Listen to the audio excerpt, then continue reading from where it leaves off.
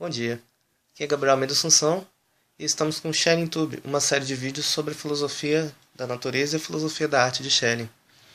Vamos começar hoje um texto muito interessante de Schelling chamado Sobre a Alma do Mundo. É um texto de 1798, corresponde ao volume 6 da série 1 da edição histórico-crítica das obras do filósofo Schelling, que é uma edição em andamento desde os anos 70 e que tem se desenvolvido num ritmo bem interessante, num material muito detalhado e completo. Nós temos nesse volume uma série de estudos de Schelling sobre química, biologia, fisiologia e algumas considerações sobre magnetismo, por exemplo. Então, nesse sentido, é um pouco semelhante às ideias para uma filosofia da natureza. Mas o próprio Schelling adverte no prefácio da primeira edição que não é uma continuação das ideias. É uma outra forma de conceber filosofia da natureza, ainda que nessa linha da ideia de se pensar a natureza como algo que vai ganhando espaço em relação à filosofia que ele vinha desenvolvendo até então. A filosofia mais um modelo de Kant e Fichte, ou seja, uma filosofia transcendental.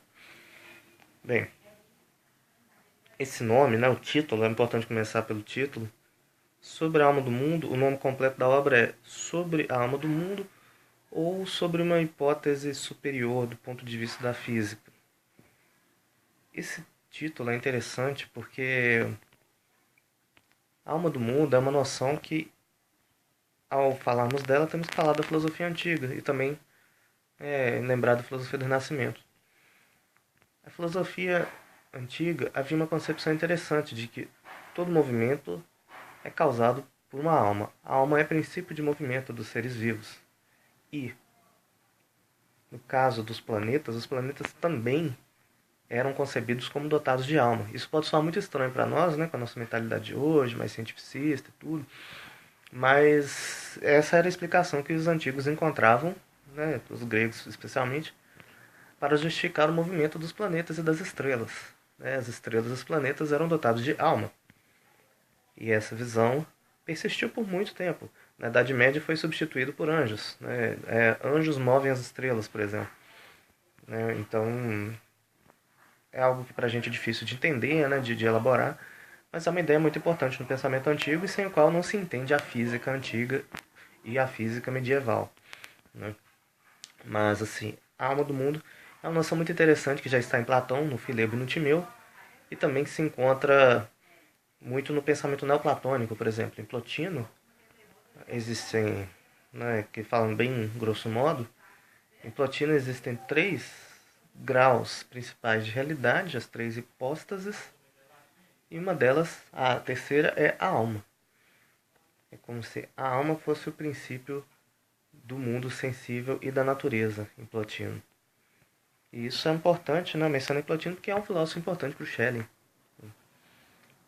É um debate sobre a alma do mundo começou a ficar muito intenso a partir de Plutarco, de acordo com a edição histórico-crítica, porque havia uma dúvida se o mal no mundo surgia da alma ou não. Algo que Plotino, por exemplo, recusa, mas que Plutarco aceita. Então, a partir daí surgem questões filosóficas interessantes, sabe? Questão do mal, questão do dualismo. Tem um texto de Plutarco sobre a geração da alma no Timeu, que aborda esses problemas. Mas Schelling não entra a fundo nessas questões. Ele apenas usa esse nome e menciona no prefácio que a ideia de alma do mundo era uma ideia da filosofia mais antiga. De acordo com o intérprete Hermann Krings, essa filosofia mais antiga seria a filosofia de Platão. Como eu disse, são as primeiras aparições do termo. A que nós temos acesso são textos de Platão. Então essa expressão, cosmos noetos, alma do mundo, cosmos noetos, ou também existe anima mundi, expressão latina, são expressões que vão